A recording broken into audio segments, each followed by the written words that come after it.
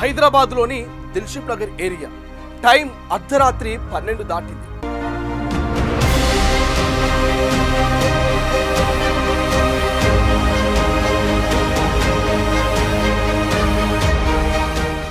రోడ్డుపై ఒంటరిగా ఓ మహిళ నిలుచుంది.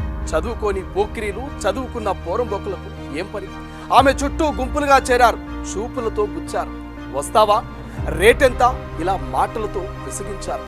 ఐ కాంటాక్ట్ ఇవ్వకున్నా తాను అలాంటి టైపు కాదని బాడీ లాంగ్వేజ్ తో చెబుతున్నా తన జోలికి రావదని అంటున్నా ఎవడైనా వింటేనా?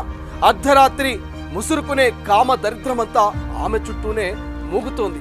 ఆమె ముందు, వెనక, పక్కన ఇలా 10 మంది వరకు యువకులు గుమిగూడారు. వెక్కిలి మాటలు, అసభ్యకర చేష్టలు. ఎంత వేధిస్తున్నా భరిస్తూ బస్సు రాకపోతుందా అన్నట్టుగా ఎదురు చూస్తూ సైలెంట్ గా అలాగే ఉండిపోయింది. అరగంట, గంట కాదు, 3 గంటల పాటు అక్కడే నిలబడింది. ఈ 3 గంటల టైం అంతా వారి మాటలు భరించింది. ఆ తర్వాత అక్కడికి ఓ కానిస్టేబుల్ వచ్చాడు.